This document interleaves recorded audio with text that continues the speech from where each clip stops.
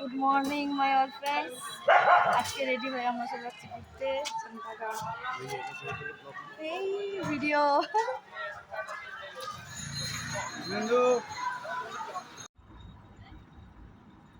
সবার প্রথম আমরা গাড়ি নিয়ে চলে যাচ্ছি কোনারক মন্দিরের দিকে।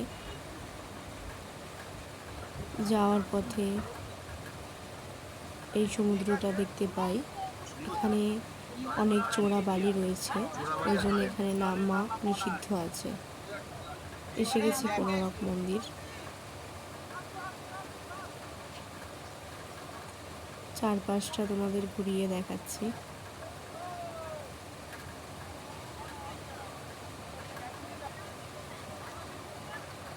এই হলো কোনারক মন্দির। আমরা সবাই যে যার মতো ক্যাপচার করতে ব্যস্ত। অনেক লোকজনও রয়েছে এখানে।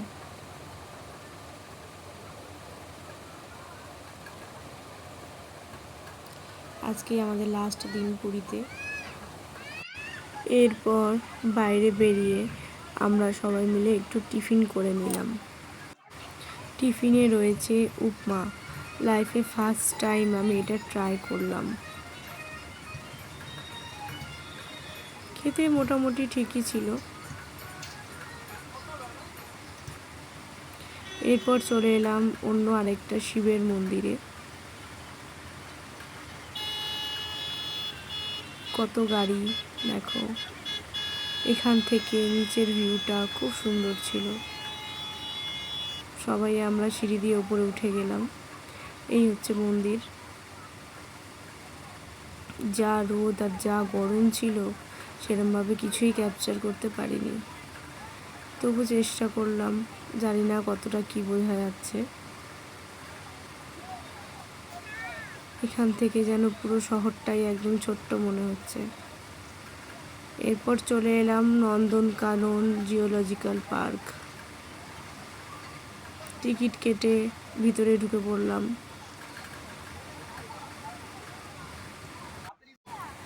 সবার প্রথম বাঘ থেকে শুরু করলাম। দেখো এখানে একটা বাঘ শুয়ে রয়েছে, আর একটা বাঘ আছে এই গাছের উপরে। আর এদিকে দেখো, এইখানেও একজন ঘোরাঘুরি করছে।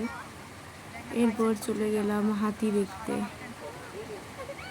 এই হাতিটার নাম হচ্ছে হীরা, বাইরে ব্যানারে লেখা রয়েছে।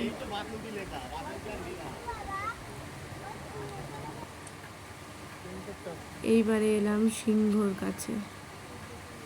একজন সিংহ আর একজন হচ্ছে সিংহী। সিংহী বসে রয়েছে আর ওদিকে সিংহ গুটি গুটি পায়ে সিংহীর কাছে এগিয়ে আসছে। অবশেষে এসেছে।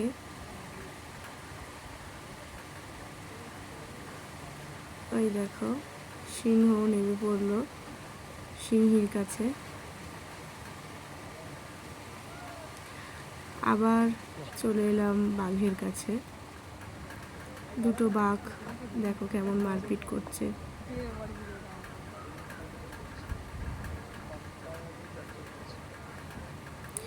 একটা দড়ি নিয়ে দুজন মিলে মারপিট শুরু করেছে।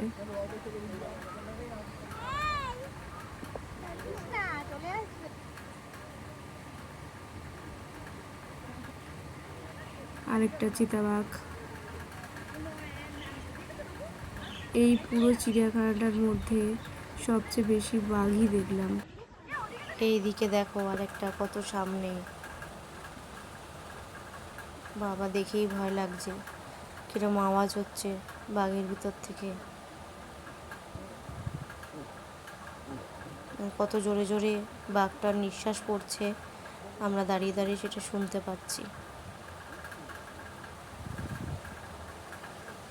এরপরে আবার বাঘ, কতগুলো যে বাঘ দেখলাম। এরপরে হোটেলে ফেরার পালা। হোটেলে ফিরে চলে এলাম বিচে। লাস্ট দিন একটু জলের পানা দিলে হয়। আমি আর মিষ্টির পাপা তো রিলস করতেই ব্যস্ত। অনেকগুলোই রিলস করলাম দুজন মিলে।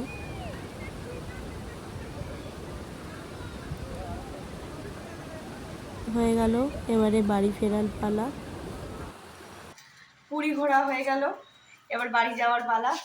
আজকে আমাদের ট্রেন, তাই যে যার মতো রেডি হয়ে নিয়েছি। এদিকে মিষ্টির পাপা, মিষ্টি বাকি সবার সাথে নিচে চলে গেছে। তো চলো যাওয়া যাক। ট্রেনে উঠে যে যার সিটে বসে রয়েছি। ট্রেনটাও দেখতে দেখতে ছেড়ে দিল। এদিকে মিষ্টি পাশে একটা ছোট্ট বাচ্চাকে পেয়ে গেছে, ওর সাথে খেলতে ব্যস্ত হয়ে পড়েছে। এসে গেছি শিয়ালদা, অবশেষে বাড়ির দিকে আর কিছুক্ষণই মাত্র বাকি।